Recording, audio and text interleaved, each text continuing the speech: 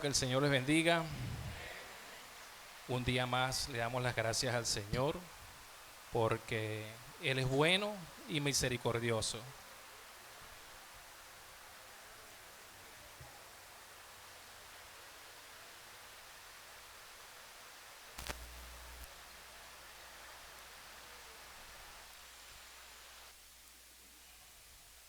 Gloria a Dios.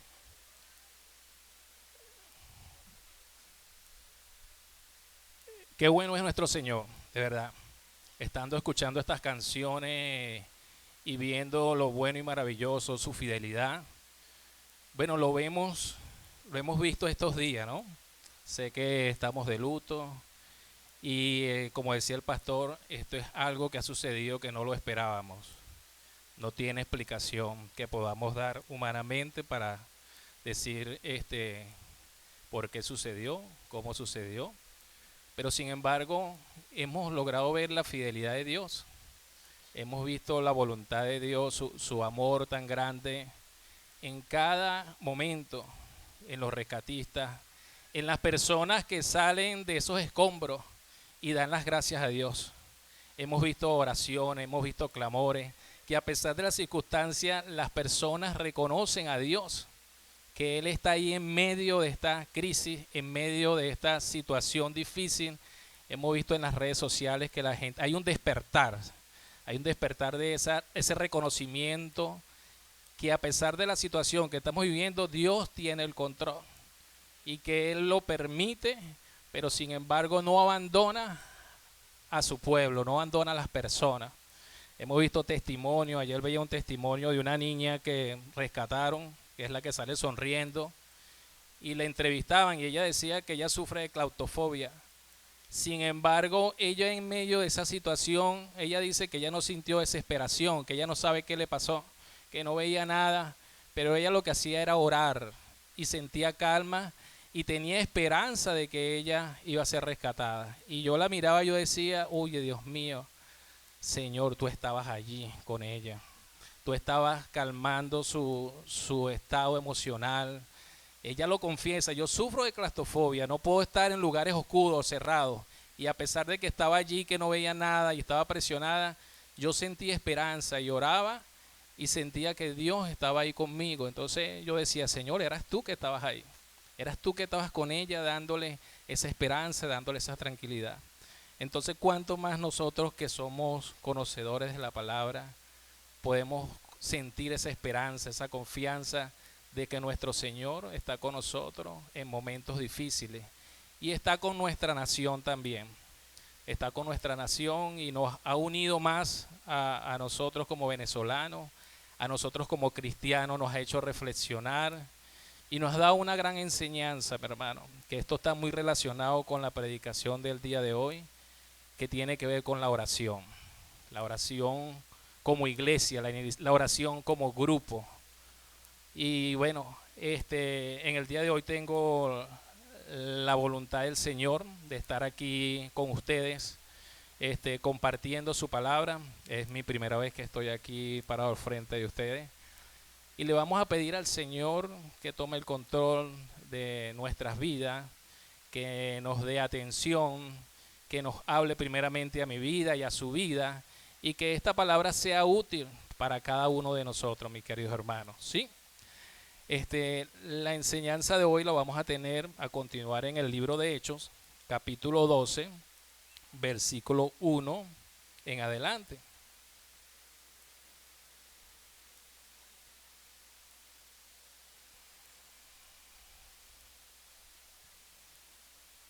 Cuando tengan allí en sus Biblias, vamos a leer la palabra en el nombre del Padre, del Hijo y del Espíritu Santo. En aquel mismo tiempo, el rey Herodes echó mano a algunos de la iglesia para maltratarlos y mató a espada a Jacobo, hermano de Juan. Y viendo que esto había agradado a los judíos, procedió a prender también a Pedro. Eran entonces los días de los panes sin levadura, y habiéndole tomado preso, le puso en la cárcel, entregándole a 4 grupos de 4 soldados cada uno, para que los custodiasen, y se proponía a sacarle al pueblo después de la Pascua. Así que Pedro estaba custodiado en la cárcel, pero la iglesia hacía sin cesar oraciones a Dios por él. Y cuando Herodes le iba a sacar, aquella misma noche estaba Pedro durmiendo entre los dos soldados, sujeto con dos cadenas, y los guardias delante de la puerta custodiando la cárcel. Y he aquí que se presentó un ángel del Señor, una luz resplandeciente en la cárcel, y tocando a Pedro en el costado le despertó diciendo: levántate pronto. Y las cadenas se les cayeron de las manos. Le dijo el ángel: cíñete y átate las sandalias. Y lo hizo así. Y le dijo: envuélvete en tu manto y sígueme. Y saliendo él le siguió, pero no sabía que esto era verdad, lo que hacía el ángel, sino que pensaba que veía una visión. Habiendo pasado la primera y la segunda guardia, llegaron a la puerta de hierro que daba a la ciudad, la cual se le abrió por sí mismo, y salidos pasaron una calle, y luego el ángel se apartó de él. Entonces Pedro en sí dijo: ahora entiendo verdaderamente que el Señor ha enviado su ángel y me ha librado de la mano de Herodes y de todo lo que el pueblo de los judíos esperaba.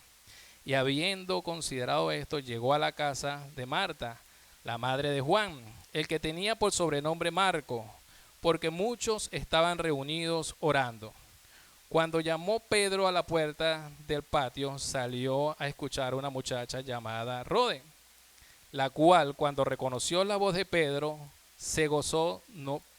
de gozo no abrió la puerta, sino que corriendo adentro dio la nueva de que Pedro estaba a la puerta. Y ellos le dijeron: ¿estás loca? Pero ella aseguraba que así era. Entonces ellos decían: es un ángel. Mas Pedro persistía en llamar, y cuando le abrieron y lo vieron, se quedaron atónitos. Pero él, haciéndoles con la mano señas de que callasen, le contó cómo el Señor le había sacado de la cárcel. Y dijo: haced saber esto a Jacobo y a los hermanos. Y salió y se fue a otro lugar. Luego que fue de día, hubo no poco alboroto entre los soldados sobre qué había sucedido con Pedro. Mas Herodes, habiéndole buscando sin hallarle, después de interrogar a los guardias, ordenó llevarlos a la muerte. Después descendió de Judea a Cesarea y quedó allí. Y Herodes estaba enojado contra los de Tiro y de Sidón, pero ellos vinieron de acuerdo ante él, y sobornando a Blasto, que era camarero mayor del rey, pedían paz, porque su territorio era abastecido por el del rey. Un día señalado, Herodes, vestido de rogas reales, se sentó en un tribunal y le arengó. Y el pueblo aclamaba gritando: voz de Dios y no de hombres. Al momento un ángel del Señor le hirió por un costado, por cuanto no dio la gloria de Dios, y expiró comido de gusano.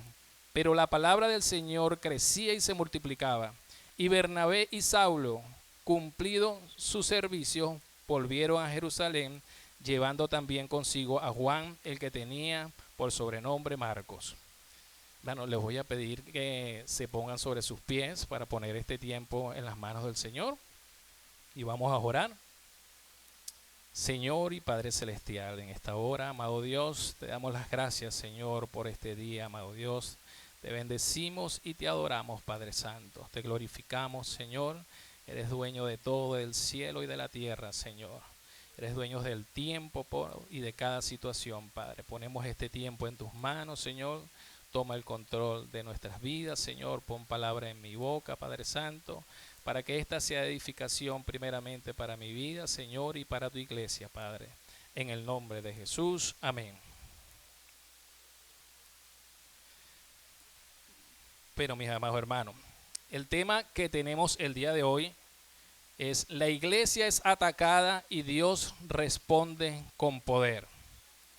Hemos venido estudiando el libro de los Hechos y hemos visto que este libro de los Hechos habla de lo que es la misión que Jesús le encomendó a la iglesia. Y si lo podemos ver en Hechos capítulo 1 y 5, en Hechos capítulo 1, versículo 8, Jesús le da unas instrucciones a los discípulos, y esas instrucciones no es solamente para ellos, es para nosotros. Y les dijo: pero recibiréis poder cuando haya venido sobre vosotros el Espíritu Santo, y me seréis testigos en Jerusalén, en toda Judea, en Samaria y hasta lo último de la tierra. Este fue el comienzo de la iglesia. Esto fueron instrucciones que Dios le daba a los discípulos, a las personas que estaban con él. Y por esa causa es que estamos nosotros hoy en día aquí. Y sin embargo vemos que esta profecía que Dios le da, que Jesús le da a los discípulos, pudiéramos decir que hasta el capítulo 12 del día de hoy se cumple una parte de esa profecía, que era que me seréis testigo en Jerusalén, en Judea, en Samaria y hasta lo último de la tierra. Por el día de hoy vamos a decir que llega, vamos a suponer, hasta Samaria, porque el protagonista de esta primera parte del libro de los Hechos es el apóstol Pedro, ¿ok? Que lo vamos a estudiar el día de hoy. Pero si vemos el recorrido que venimos estudiando, a partir de ese momento los discípulos comenzaron a salir, recibieron el poder del Espíritu Santo, comenzaron a predicar la palabra, llegaron a Judea, llegaron a Samaria, y hemos visto cómo la iglesia ha ido creciendo y multiplicándose. De hecho, vimos la semana pasada cómo la iglesia llegó a Antioquía, ¿okay? Una ciudad que era gentil, una ciudad pagana, una ciudad cosmopolita. Y vimos allí cómo ellos llegan después de que habían asesinado a Esteban. Los seguidores se esparcieron, y unos, explicaba el pastor la semana pasada, que unos hablaban, unos solamente le predicaban la palabra a los judíos, y otros decidieron ir más allá, decidieron predicar la palabra a los gentiles, y vemos que esta fue aceptada, y la palabra se comenzó a crecer en Antioquía. Es tanto así que comisionan a Esteban para que vaya a la ciudad de Antioquía para ver qué está pasando, y Esteban era un hombre lleno del Espíritu Santo. Y vemos cómo Esteban, ayudó a la iglesia, comenzó a predicar, la iglesia comenzó a crecer. Esteban fue y buscó a Pablo, buscó a Pablo para que lo ayudara, y duraron hasta un año ahí. Y vemos una iglesia creciente, es lo que le llaman la expansión de la iglesia.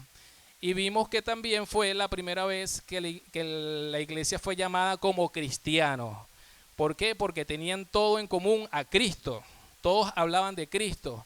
Y así como nosotros somos llamados cristianos, no porque nos reconocen por lo que decimos, sino porque hablamos de Cristo.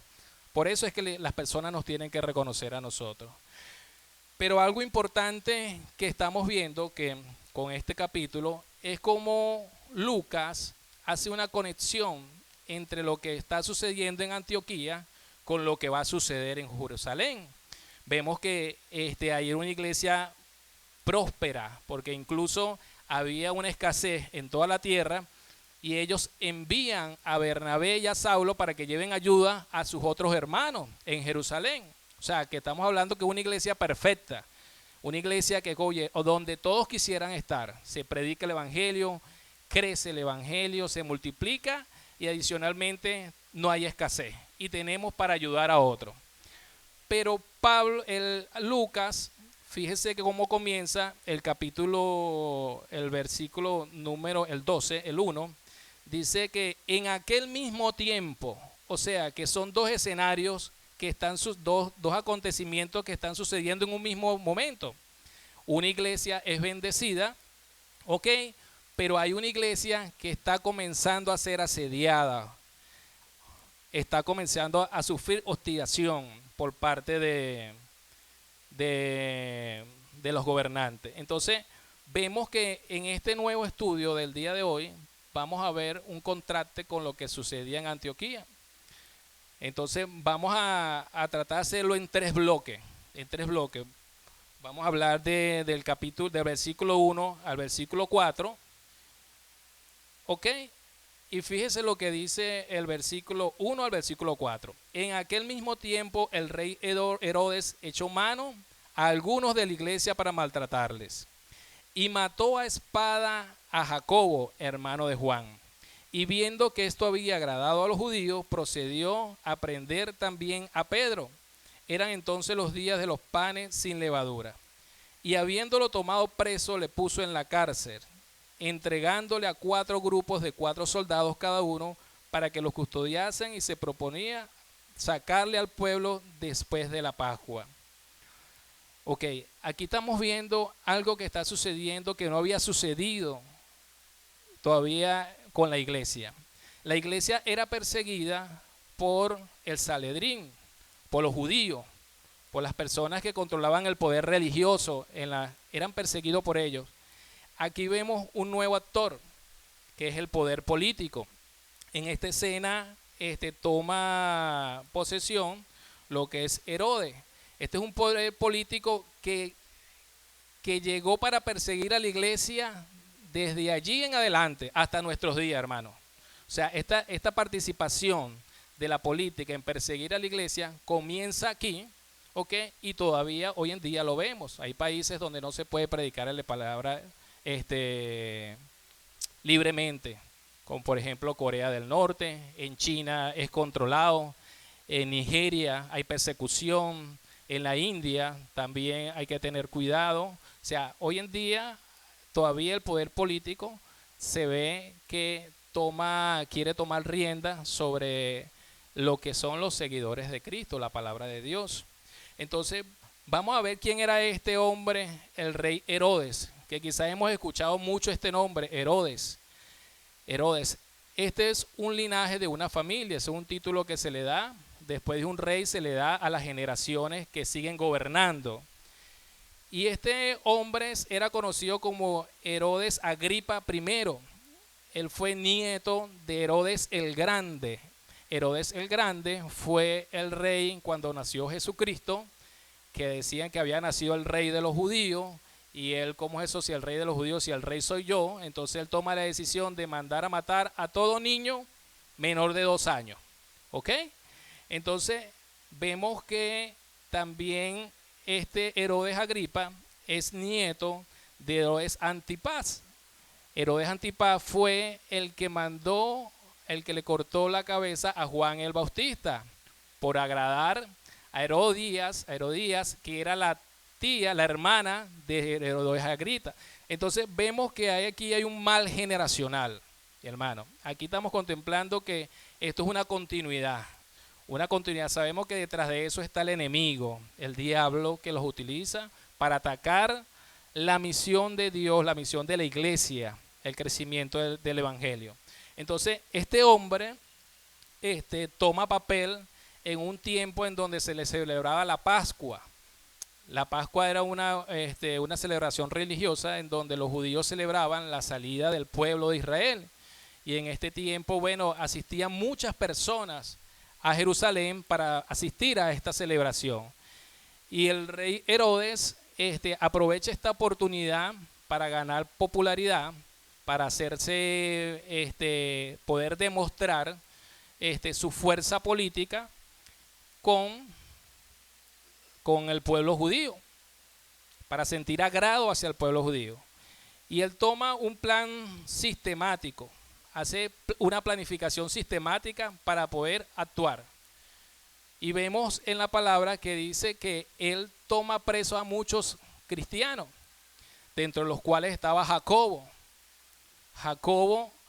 y le da muerte a Jacobo, conocido como Santiago. Entonces vemos que este hombre realmente está actuando. O sea, el peligro es real, la amenaza es real. No era un cuento como sucedía, como las amenazas que a veces les daban los sacerdotes a los discípulos y lo amenazaban que si seguían predicando los iban a perseguir, los iban a encarcelar. No, esto era una amenaza real, una amenaza en donde el rey dijo, bueno, aquí vamos a tomar carta en el asunto y vamos a demostrar que el poder lo tengo yo.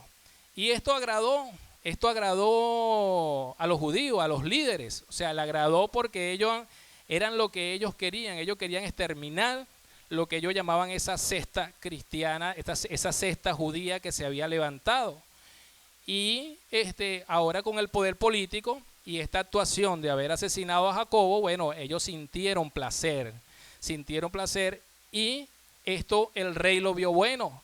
Y no solamente se agradó de haber matado a Jacobo, sino que ahora decide ir por Pedro, por la cabeza mayor de la iglesia en aquel tiempo, y lo captura y lo mete preso, con la misma intención de hacerle lo mismo que le hizo a Jacobo, pero esta vez de una manera pública. De hecho dijo, vamos a esperar que pase la Pascua para proceder delante del pueblo a matarle. Entonces, hasta aquí vemos que el poder, pareciera que el poder, el control de la situación lo tiene el poder político. ¿Ok? Hasta este momento vemos que, oye, ¿qué está pasando? La iglesia que viene creciendo en Antioquía, Dios lo está bendiciendo. Y aquí en Jerusalén, oye, está sucediendo algo terrible. O sea, la iglesia está asediada. Los cristianos se escondieron, se fueron a sus casas. ¿Y dónde estaban? O sea, ¿qué estaba pasando? Este hombre estaba dispuesto a acabar con el evangelio. Estaba dispuesto a acabar con los cristianos. Pero una cosa es lo que piensa el hombre y otra cosa es lo que piensa el Señor, mis hermanos. Así que cuando tú veas que el enemigo te ataca, el enemigo sientes que tiene el control por las situaciones que a veces vivimos, que a veces pensamos, bueno, ¿por qué sucede esto? ¿Por qué sucede lo otro? ¿Por qué a mí? ¿Por qué esta situación económica? ¿Por qué esta enfermedad? Déjame decirte que el control de cada una de esas situaciones la tiene Dios. Y ya vamos a ver qué debe hacer la iglesia cuando se encuentra en una situación como esta. Porque la situación de Jerusalén no era la misma que la situación de Antioquía. Y esto es una muestra para que ustedes vean que el Señor permite las cosas. El Señor permite que la iglesia pase por momentos buenos y también pase por momentos malos. Y todo tiene un propósito. Entonces, cuando vemos en el versículo número 5, bueno, si vemos aquí, ya vimos a Herodes, pero algo que no quiero pasar, deja para alto, es Jacobo. Jacobo que murió. Jacobo, si recordamos un poquito quién era Jacobo. Jacobo era hermano de Juan, era uno de los más cercanos a Jesús. Juan, Jacobo y Pedro eran uno de los más cercanos. De hecho, tenemos una escena en Marcos capítulo 10, versículo 35, y lo voy a leer para que vean quién era Jacobo. Dice la Biblia así: entonces Jacobo y Juan, hijos de Zebedeo, se le acercaron diciendo, maestro, querríamos que nos haga lo que pidiéramos. Imagínense lo cercano que eran, lo que pidieron. Y él les dijo, ¿qué querréis que os haga? Ellos le dijeron, concédenos en tu gloria, nos sentemos el uno a tu derecha y el otro a tu izquierda. Entonces Jesús le dijo, ¿no sabéis lo que pedís? Y les hizo una pregunta, ¿podéis beber del vaso que yo bebo o ser bautizado con el vaso con que soy bautizado? Y ellos respondieron, podemos. Jesús le dijo, a la de verdad, del vaso que yo bebo, beberéis. Y con el bautismo con que yo soy bautizado, seréis bautizados. Pero el sentaros a mi derecha y a mi izquierda no es mío darlo, sino aquellos para quienes está preparado. Entonces vemos que Jacobo era muy cercano de Jesús. Y Jesús le había dado una profecía, que si él estaba dispuesto a probar de la misma copa, del sufrimiento que él iba a pasar. Quizás en ese momento, no sé si Jacobo entendía lo que Jesús le estaba diciendo, ¿ok? Porque Jesús hablaba mucho en parábola. Pero Jacobo, quizás de una manera como él responde, él dice, bueno, sí, estoy tomado. Quizás se sentiría triste porque Jesús no le dijo, mira, te vas a sentar, sí, te voy a conceder lo que tú dices. Pero sí le preguntó, o sea, ¿estás dispuesto a beber de la copa que yo voy a beber? Entonces les pregunto yo, hermano, ¿ustedes están dispuestos a beber de la copa que Jesús bebió? ¿Ustedes están preparados para eso? porque aquí vemos a Jacobo que sí estuvo preparado, mi hermano. Esto es un proceso. Quizás cuando Jesús le dijo así a Jacobo, Jacobo no estaba preparado. Espiritualmente no estaba fortalecido, porque vimos que los discípulos estaban aprendiendo el caminar con Jesús. Pero vemos aquí una situación donde Jacobo quizás, yo pienso que Jacobo cuando fue capturado, a él lo interpelaron, lo enjuiciaron y me imagino que le dijeron, bueno, ¿por qué sigues hablando de Jesús? La única forma de salvarte es que dejes hablando de él y nos ayudes a acabar con esto. Y yo me imagino que Jacobo se negó. Jacobo estaba dispuesto, estaba preparado, hermano. Y nosotros también tenemos que estar preparados, hermano. Nosotros debemos también fortalecernos del Espíritu Santo y prepararnos para cuando nos llegue la hora, porque pudiéramos pensar que este momento que está viviendo Jacobo, Dios no está con él, porque permitió su muerte. Pero resulta que Dios tiene el control. Él es soberano, mi hermano. Él es soberano. Él decide hasta cuándo tú y yo estamos aquí en la tierra para servirle. Y eso es algo que no se nos puede olvidar, mi hermano. No, en medio de la enfermedad, en medio de la crisis, el Señor tiene el control. Él decide. Jacobo, me imagino que murió contento. Él dijo, bueno, cumplí mi promesa. Estoy aquí hasta que Dios lo permita. Y así fue, hermano. Dios permitió que Jacobo llegara hasta este punto donde Dios quería que él estuviera. Y esto sirvió para la iglesia, mi hermano. Esto no fue un momento en donde la iglesia se debilitó. La iglesia se fortaleció porque fue el primer mártir, el primer apóstol que dio su vida por la causa de Cristo. Y ya Jesucristo se lo había advertido. Les había dicho que por su causa iban a ser perseguidos, iban a ser despreciados, iban a ser asesinados. Entonces, esto para ellos no era una sorpresa. Ellos estaban dispuestos a morir por causa del evangelio. Entonces, no es una victoria de Herodes, no es una victoria del enemigo sobre la iglesia, sino que esto marcó un principio en donde la iglesia se fortaleció. ¿Y cómo se fortaleció la iglesia?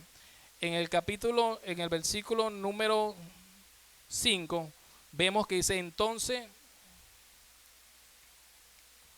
en el versículo número 5,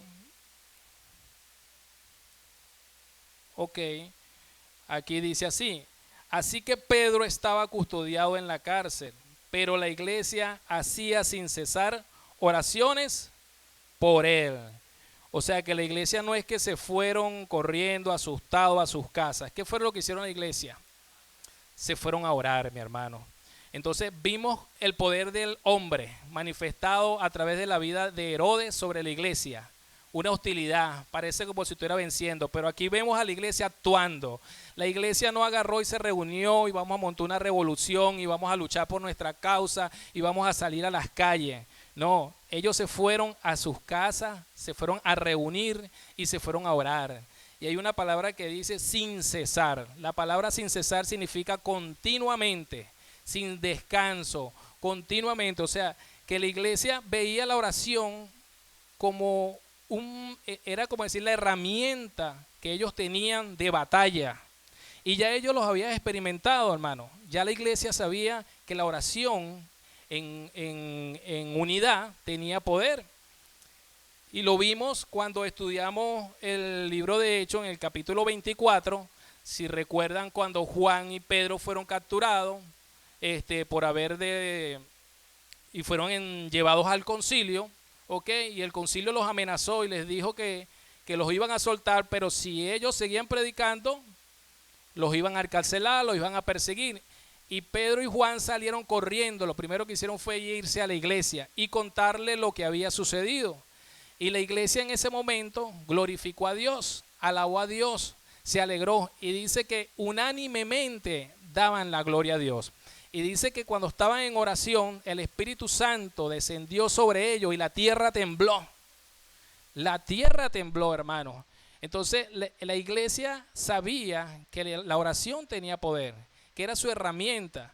A veces pensamos que es que Dios tiene el control. Sí, hermano, Dios tiene el control de toda situación, pero Dios necesita de que tú le ores para que tú le reconozcas que el poder y toda la voluntad está sobre Él, no sobre nosotros. Entonces nosotros necesitamos humillarnos delante de Él, reconocerlo como nuestro Dios todopoderoso y que Él actúe en nuestras vidas. Entonces así fue, mi hermano. La iglesia decía que fueron y oraron unánimemente.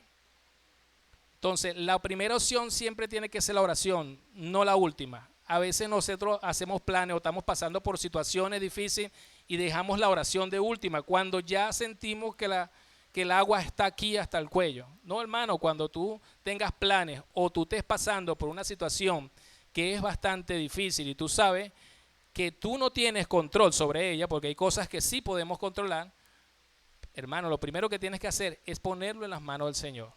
Y yo creo que la mayoría de aquí tiene experiencia de eso. Tenemos experiencia cuando dejamos la oración de último y también tenemos experiencia cuando ponemos a Dios de primero en nuestras oraciones. Los resultados son distintos. Y en este caso la iglesia puso la oración como primer plano. Lo importante, en oración en grupo, hermano, como iglesia.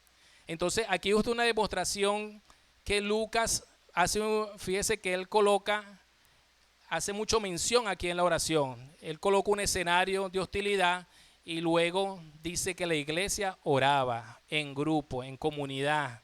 Entonces estamos llamados a que en momentos como estos debemos orar. Cuando usted esté pasando por una situación difícil, hermano, hable con su hermano, cuéntele, dígale hermano, compartan oración, porque en la unidad es donde Dios también se manifiesta. O sea, en que igual yo oro, pero también tengo la capacidad y la humildad de decirle a mi hermano, ora por mí, ora por este problema que estoy pasando.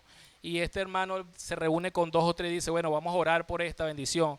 Por eso es que yo digo, mire, yo he asistido por mi trabajo los miércoles solamente a un día de oración. Y de verdad que es distinto, es hermoso, de verdad. He venido un solo miércoles que estuve libre ese día, vine al día y de verdad que uno se goza cuando hay hermanos aquí orando por las peticiones no solamente de ellos, sino las peticiones de la iglesia, las peticiones de afuera, las que tú dejas. Eso, hermano, es lo que tenemos que hacer, eso es lo que fortalece una iglesia. Lo que une una iglesia es la oración. La oración, no a veces el compartir de que estamos disfrutando, vamos a un full day, sí, eso es bueno. Pero lo que nos debe unir a nosotros es la oración, porque esta nos conecta con el Padre por nuestras peticiones individuales y por nuestras peticiones en grupo. Y Santiago decía, oráis los unos por los otros. La oración eficaz del justo tiene poder y eso hay que creerlo. Y lo estamos viendo ahorita en Venezuela. En Venezuela estamos pasando por una situación difícil, pero ¿qué está haciendo la iglesia? No solamente la iglesia. Hemos visto personas orando. En mi urbanización unos hermanos decidieron hacer un culto el día viernes. Oye, y la comunidad bajó. La comunidad bajó y oraban reverentemente. Es un momento en donde la oración une. Nos une a nosotros como cristianos, pero también une al que no viene a la iglesia. Es una oportunidad, mi hermano. Entonces la oración tiene poder. Y tiene tanto poder que, bueno, vamos a ver lo que Dios hace con Pedro.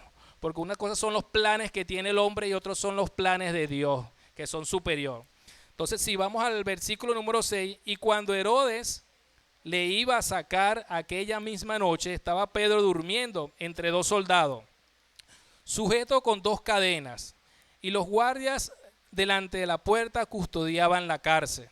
Y he aquí que se presentó un ángel del Señor, y una luz resplandeciente en la cárcel, y tocando a Pedro en el costado le despertó diciendo, levántate pronto, y las cadenas se cayeron. Oye, fíjese lo que hace Herodes, 16 guardias.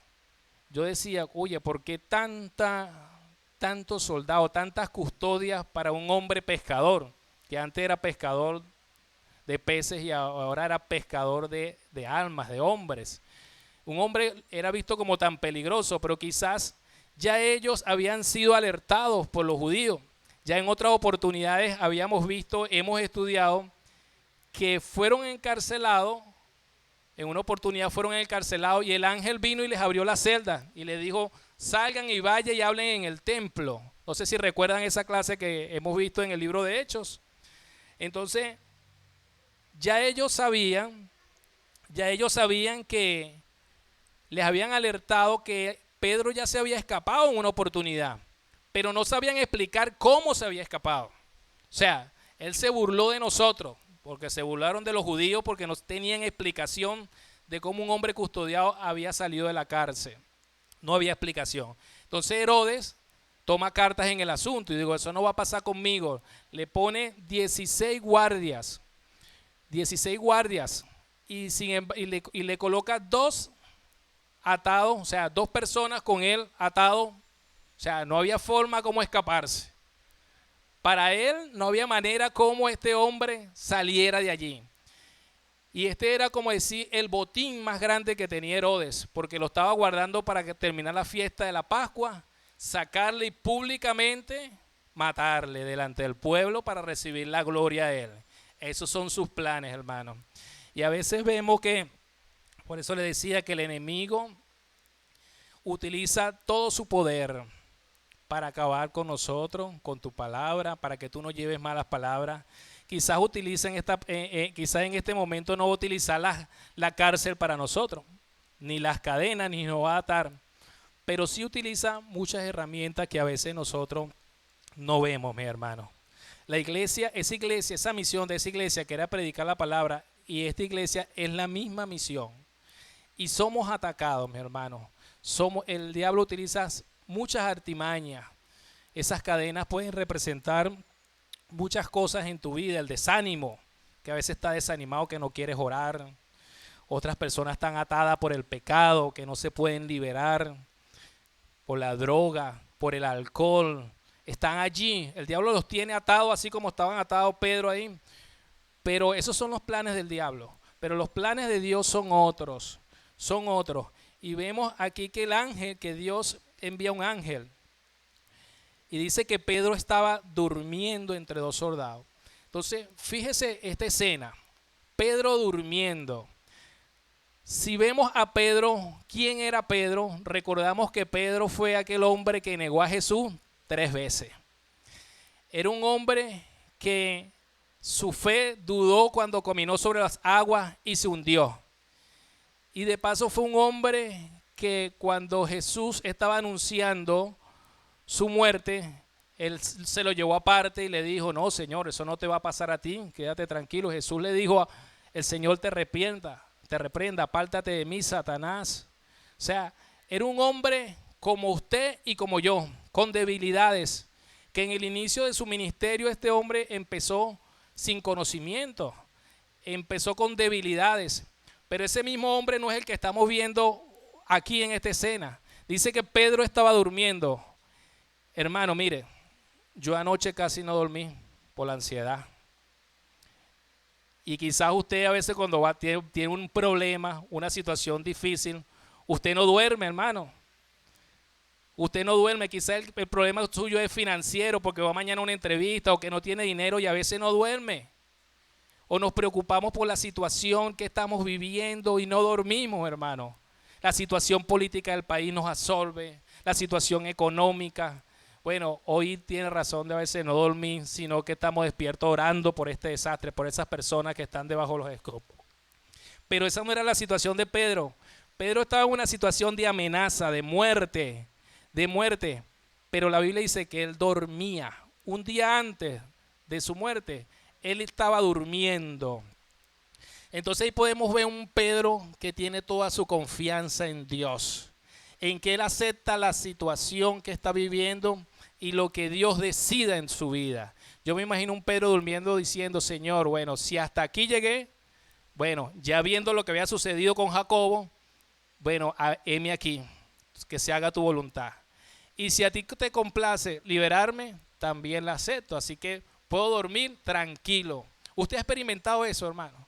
¿Usted ha experimentado esa paz cuando uno le entrega todas sus cargas al Señor y hay cosas que uno no puede controlar, hermano?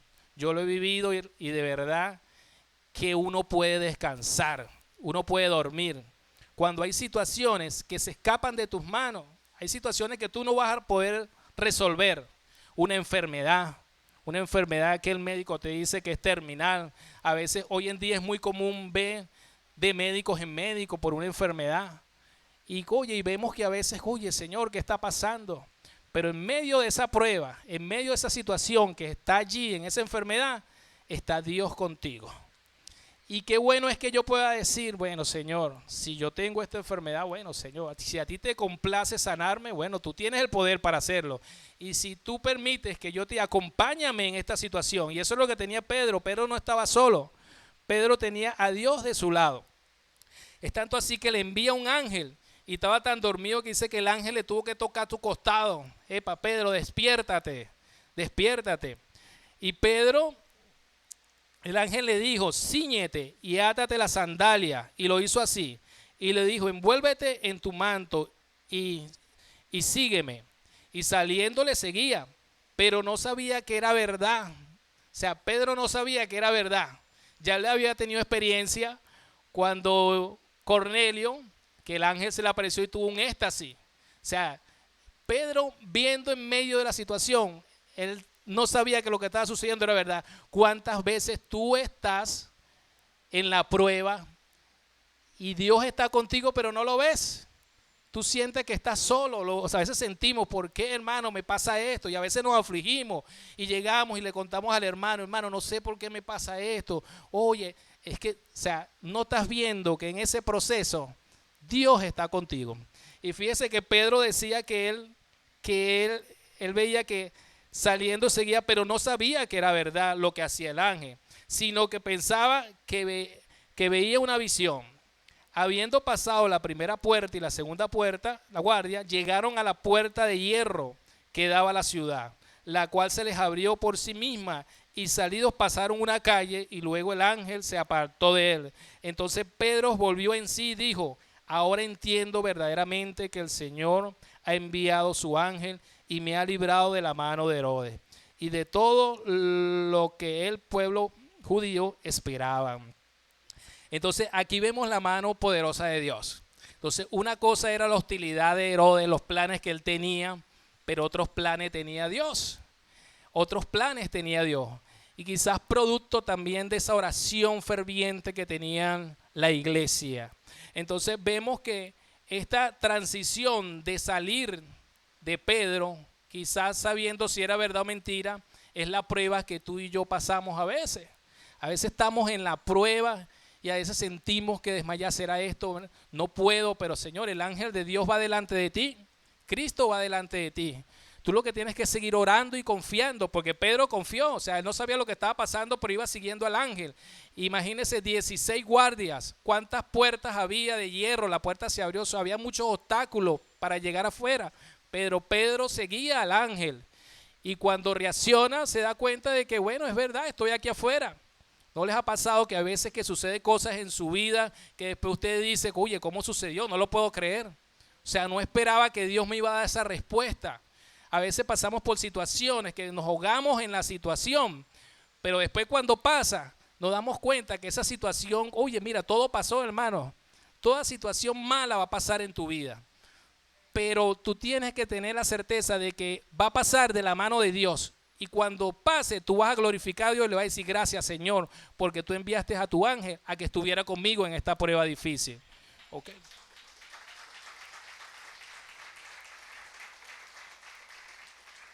La gloria sea para el Señor, de verdad. Entonces, vemos que Pedro,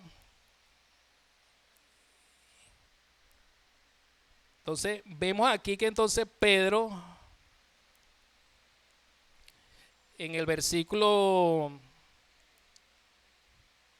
11, en el versículo dice, así que Pedro estaba custodiado, ¿no? Entonces, habiendo pasado la primera, entonces Pedro, en el 12, dice, y habiendo considerado esto, llegó a casa de María, la madre de Juan, el que tenía sobrenombre Marcos, donde muchos estaban reunidos orando. ¿Qué estaban haciendo, hermano? O sea, Pedro cuando llegó, fíjate que este escenario pareciera que se desenvuelve en la madrugada, porque comienza cuando dice que la noche antes de ser, que Herodes consideraba la noche antes de ser Pedro juzgado o asesinado, o sea, se supone que esto era la madrugada.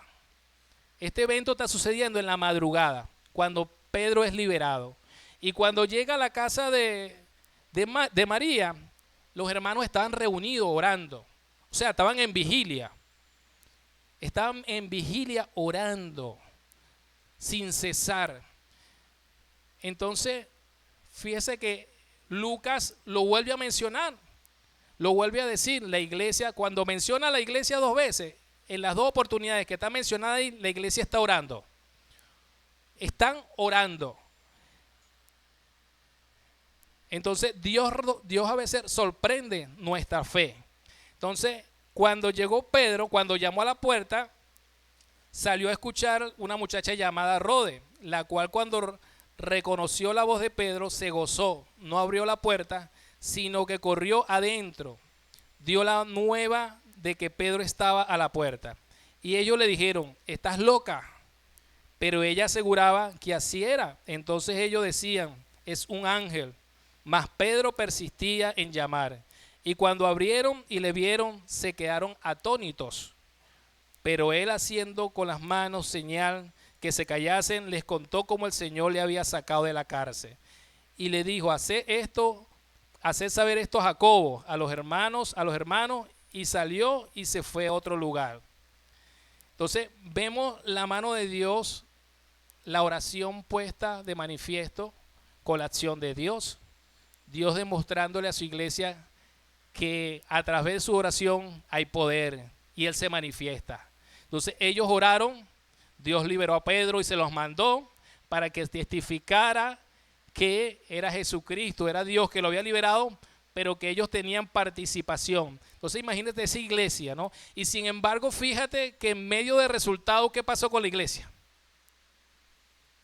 ¿Qué pasó con la iglesia? Dudaron. La iglesia dudó, pero no dudó porque no pensaban que Dios lo podía hacer, sino porque no pensaban que Dios lo podía hacer de esa manera. ¿Entiendes? No pensaron que Dios podía hacerlo de esa manera. Y a veces nosotros nos sorprendemos cuando Dios obra en nuestras vidas y los testimonios que tenemos, hermano, Dios nos sorprende de una manera que por eso estamos aquí hoy glorificando su nombre. O sea, cuando Dios nos sorprende en cada mañana que usted se despierta, sorpréndase. Porque hay muchas personas que no se despertaron. Pero en este momento, en la prueba que estaba sucediendo con Pedro y que la iglesia oraba por Pedro, por sus líderes, oye, mira, Dios se manifestó. Dios se manifestó grandemente. Entonces, la oración tiene poder, mi hermano. Y qué bueno es cuando una iglesia ora por sus líderes. Porque estamos hablando que estas 2 personas, Jacobo y Pedro, eran los líderes de la iglesia. Eran parte del liderazgo de la iglesia. Y Herodes lo tenía claro. La estrategia de Herodes era acabar con los líderes de la iglesia para que la iglesia se dispersara. Y a veces reflexionaba yo en esto y decía, qué gran responsabilidad y qué gran labor participación tienen los líderes, no solamente el pastor de la iglesia, sino cada uno de los líderes de los ministerios que están al frente de la iglesia, mi hermano. Ellos tienen una responsabilidad no solamente con Dios, ellos tienen una responsabilidad con Dios y con la iglesia. Y aquí la Biblia nos está enseñando que nosotros como pueblo, como hermanos, debemos orar por ellos. Debemos orar por ellos para que Dios los fortalezca, para que Dios les dé sabiduría, para que Dios los ayude a mantenerse firmes, así como se mantuvieron Pedro y Jacobo, fieles, porque ellos se mantuvieron fieles hasta lo último. Y por eso es que Dios le dio la victoria a Pedro, porque Dios tenía otros planes con Pedro. Entonces, oremos por nuestros líderes, hermanos. Oremos por nuestros pastores, oremos por nuestros líderes de ministerio, porque ellos tienen ataque desde afuera. Los pastores son muy atacados desde afuera, con comentarios indebidos, con comentarios que lo que hacen a veces es querer destruirlo. Por eso son los mismos ataques que tenía el enemigo aquí con estos hombres, pero ahora utiliza el diablo otras estrategias para atacarlo, para desprestigiarlo. Y nuestros líderes también, hermanos. Y a veces internamente también reciben ataques. Internamente la iglesia ahora es atacada de otra manera. quizás con la apatía de los hermanos, quizás por las murmuraciones que a veces se dan. Entonces nosotros como cristianos debemos pedirle al Señor discernimiento. Señor, ayúdame. Cuando yo vea algo que mi hermano, que un líder está haciendo que quizás no me agrada, Señor, ayúdalo. Y si tengo algo en contra de él, voy y hablo con él. Esa es la manera con que debemos actuar. Pero la iglesia es atacada hoy en día. La iglesia es atacada desde afuera y desde adentro. Y así como estos hombres oraron por sus líderes, porque eran parte de las personas que los estaban guiando, que los enseñaron, que les mostraron, que fueron los que estuvieron con Jesucristo y les mostraron las vivencias de Él. Ellos creyeron y oraron. Entonces, nuestros líderes también necesitan la oración de nosotros para que ellos sigan firmes delante de esta iglesia y que Dios los ilumine para poder continuar la misión. Porque esto se trata de continuar la misión, hermano. El enemigo trataba de acabar con los líderes y con la iglesia para que no se cumpliera la misión que les encomendó Jesús cuando le dijo: y me seréis testigo en Judea, en Samaria y hasta lo último de la tierra. Ellos trataban de acabar, erradicar. Hoy en día el diablo sabe que no puede acabar con el mensaje del evangelio, pero sí sabe que puede tratar de meterse y destruir tu vida individual, destruirnos como iglesia, pero si nos mantenemos unidos en oración y orando por las cabezas que están al frente de los ministerios que Dios ha estipulado para cada iglesia, vamos a seguir fortalecidos y vamos a vivir los momentos difíciles juntos, no solamente los momentos de Antioquía, de prosperidad y de abundancia y de expansión, sino los momentos de crisis, los momentos de problema, de lucha, lo vamos a superar en el nombre de Jesús. Entonces vemos que Pedro sale de la cárcel y les cuenta cómo sucedió y los manda a testificar. Se los manda a testificar a Jacobo y a los hermanos. Este Jacobo que menciona aquí no es el Jacobo que ya murió. Este Jacobo es el hermano carnal de Jesús de Nazaret, su hermano. ¿Ok? Y que testifiquen, porque la obra de Dios tenemos que testificarla, hermano. No te quedes callado cuando Dios haga una obra en tu vida. Cuando tengas un testimonio, cuéntalo. Cuéntalo a tus vecinos, cuéntalo a tu familia. Porque lo que Dios hace tiene que ser conocido por todos. Entonces, vemos entonces el resultado. Vemos cómo Dios obró en medio de la hostilidad. Vemos cómo Dios obró en medio de la angustia, de la desesperación. ¿Y qué trae como resultado eso al enemigo? Vemos en el capítulo 12. Dice que luego que fue de día, hubo poco alboroto entre los soldados sobre qué había sido de Pedro. Mas Herodes, habiéndole buscado sin hallarle, después de interrogar a los guardas, ordenó llevarlo a la muerte, después que descendió a Judea, a Cesarea y quedó allí. Entonces vemos aquí la frustración del enemigo. Entonces Herodes quedó frustrado. Herodes quedó burlado. O sea, no hallaba explicación alguna de qué había sucedido. Y cuando el diablo se enoja, hermano, hace juicio sobre ellos mismos. Entonces Herodes, entrevistando a los soldados y no hallando explicación, y cuando usted se pone a analizar y dice, bueno, fue que en aquel tiempo, bueno, ¿será que le pagaron, lo sobornaron a los guardias? ¿Lo sobornaron para que lo dejaran salir y después hablar de esto? No, hermano.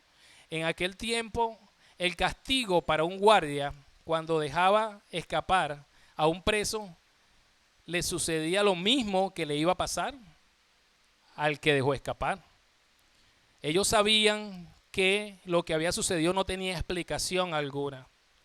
No tenía explicación. Humanamente no tenía explicación, pero espiritualmente sí sabíamos nosotros que había sido Dios quien había hecho la obra. Y Herodes tomó cartas en el asunto y mandó a ejecutar a los guardias. Tomó represión sobre ellos.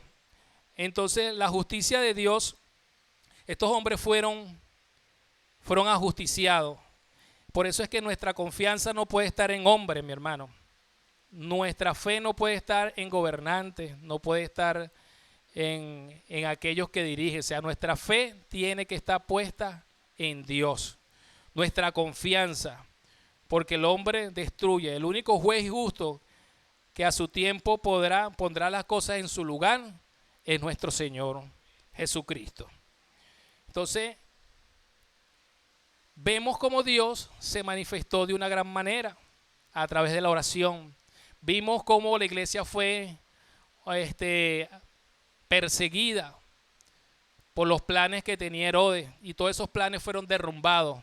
Dios le dio la victoria a la iglesia a través de la oración.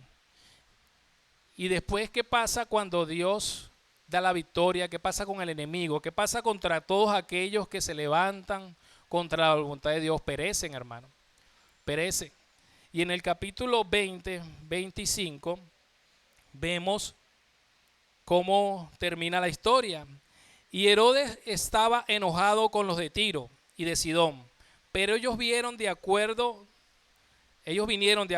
ante él, y sobornando Blasto, que era camarero mayor del rey, pedían paz porque su territorio era abastecido por el del rey. Y un día señalado, Herodes, vestido de ropas reales, se sentó en un tribunal y les arengó. Y el pueblo aclamaba gritando: voz de Dios y no de hombre. Al momento un ángel del Señor le hirió, por cuanto no dio la gloria a Dios, y expiró comido de gusano. Pero la palabra del Señor crecía y se multiplicaba. Y Bernabé y Saulo, cumplido su servicio, volvieron de Jerusalén, llevando también consigo a Juan, el que tenía por sobrenombre Marcos. Entonces, Herodes tuvo éxito político, pero fracasó espiritualmente. Aceptó una adoración que no le correspondía. Entonces, a veces cuando tenemos éxitos personales, puede ser dentro de la iglesia o fuera de la iglesia, profesionalmente, ¿a quién le damos la gloria de eso, hermano? Recordemos siempre que no es por nuestra fuerza, es porque Dios nos ha dado los dones, nos da la fuerza, nos da el aliento, nos da la vida para poder nosotros cumplir con todas las cosas, con ese ministerio que Dios nos dio, con esa administración de todo lo que Dios nos ha dado para que nosotros lo glorifiquemos. Recuerden que todo lo que nosotros hacemos y tenemos es para glorificar a Dios, no es para nosotros. No es para nosotros, hermano. Dele siempre la gloria a Dios. Este hombre dice que arengó. Arengó es que dio un discurso frente a aquellas personas que quizás estaban allí, era intencionalmente porque el rey lo estaba abasteciendo, porque había una crisis, una hambruna, y él abastecía las demás ciudades cercanas. Y quizás estos hombres, por tratar de agradarlo, porque sentirse el beneplácito del rey, lo adoraron y le dijeron que no era voz de hombre, sino de Dios. Y este hombre, en vez de rechazar eso y darle la gloria a Dios, tomó la honra para él. Y la causa es que un ángel le hirió, y dice que este hombre murió, de sus entrañas salían gusanos y lo consumieron. Entonces, hermano, todo lo terrenal va a pasar. Todo lo terrenal va a pasar, pero la palabra de Dios permanece para siempre. Entonces los reyes se podrán levantar, hermano, la gloria a Dios. Los reyes hoy en día se levantarán y podrán hacer muchos planes y podrán tener planes, porque hoy hay mucho de planificación de muchos años, hasta Marte están llegando para tratar de ver si pueden hacer vida en Marte. O sea, el hombre tiene muchos planes, pero eso lo hace por desconocimiento de la palabra de Dios. El hombre a veces se llena de poder, piensa el poder político los absorbe y piensa que tienen el dominio, pero no saben que está allí es porque Dios lo permite, porque Dios te da la capacidad de que estés allí, pero para que lo glorifiques. Entonces no dejes de darle el puesto que Dios tiene y asume el puesto que tú tienes. El puesto que tú tienes de sumisión delante de Él. Señor, si es tu voluntad. Señor, gracias por esto que tú permites que yo haga. Gracias, Señor, por permitirme a mí estar hoy frente a ustedes exponiendo su palabra, enseñando de las maravillas que Dios hace, enseñándole que, hermano, que usted puede pasar por situaciones difíciles, pero confía en el Señor, que Dios te puede librar de ella y te puede dar la victoria. Hermano, si tú estás pasando por una enfermedad y no ves que tienes respuesta inmediata, dale la gloria a Dios. Pero en esa enfermedad que tú tienes, Dios te está acompañando. Dios te está llevando, y si a Él le place que sanarte, Él lo va a hacer. Y si Él le place llevarte, Él lo va a hacer. Nosotros lo que tenemos es que estar preparados para la voluntad de Dios, preparados para el momento en que Dios nos llame. Y una prueba de eso lo estamos viviendo hoy en día en nuestro país, hermano. Yo tengo razón de una familia entera, conocida, de cuando yo estaba muy pequeño, que iba a la iglesia donde mi mamá asistía, pereció la abuela. O sea, a los que yo conocí hoy en día son los abuelos. Estaban los abuelos, los hijos y los nietos, todo. Y perecieron sirviéndole a Dios. Porque las imágenes que tengo de ellos es cantando en la iglesia, videos donde ellos están en su casa cantando cumpleaños y glorificando a Dios, desde el más pequeño hasta el más grande. Entonces, si Dios los llamó en este momento, lo importante es que tú y yo estemos preparados, que no dudemos, que no confrontemos a Dios y le digamos por qué sucede esto, por qué a mí, por qué sucedió esto, sino que nosotros estemos preparados para el momento en que Dios decida llamarnos. Porque, ¿cuál es la misión? ¿Por qué estamos aquí? Estamos aquí porque tenemos la esperanza que vamos allá a una nueva vida, mi hermano. Vamos allá a una nueva vida. Estamos predicando, somos pasajeros, la Biblia nos lo enseña, somos pasajeros en este mundo. Nuestra verdadera casa está en el cielo. Y mientras llegamos allá tenemos que cumplir esa misión que Jesús nos dio, predicar el evangelio a todo el mundo. Entonces esta enseñanza nos habla a nosotros, nos habla y nos dice que nuestra misión es seguir llevando el evangelio, seguir preparándonos cada día, aprendiendo más de Él, orando los unos por los otros, afirmándonos más que nunca, porque estos terremotos son señales. Esto también están anunciados por Jesucristo, y habrán señales, y habrá terremotos, y habrá hambre, y habrá pestilencia, y habrá guerra, y todo eso no está sucediendo, hermano. Está sucediendo. Y pensar que ese mensaje se lo estaba dando a los discípulos en aquellos tiempos, porque ese mensaje se los dio a ellos. Y habrá, Señor, dinos qué señales habrá de tu venida y del fin del mundo. Y Él en ese momento les dijo, mira, habrá guerra, habrá hambre, habrá pestilencia, se levantará nación contra nación, reino contra reino. O sea, y hoy no estamos viendo eso, mi hermano. Hoy lo estamos viendo. Entonces, ¿qué nos llama el Señor? A afirmarnos cada día más, a buscarlo cada día más, a poner todas nuestras cuentas bien delante del Señor. O sea, no dejes pasar las cosas, mi hermano. Si tú tienes un resentimiento contra un familiar, ponte a cuenta con Dios, hermano. La Biblia dice que procuráis estar bien con todos. No podemos dejar pasajero nada. O sea, esto es una situación donde hubo un terremoto y todos pensamos, nos quedamos así. Fue tan en un abrir y cerrar de ojos que por la misericordia de Dios estamos aquí nosotros. Estamos aquí por la misericordia de Dios. Y eso es una alerta para la iglesia, para prepararnos, para decirte, está preparado para cuando yo te llame, así como llamó a Jacobo, tú estés preparado.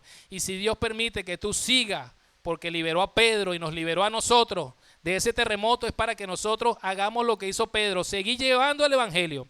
Para eso fue que tú y yo pudimos salir de ese terremoto, para llevar aliento al que necesita, para llevar la palabra a aquel que necesita, para llevar esperanza, y que la gente sepa que Jesucristo, que Dios tiene el control de cada situación, pero debemos buscarlo, debemos acercarnos, debemos servirle, debemos honrarle en cuerpo y alma. Y quiero cerrar, mi hermano, con una palabra. Dice, la iglesia de Dios no se define por la ausencia de problemas, sino por su capacidad de sostenerse en la misión, aun cuando el poder humano se levante para intentar destruirlo.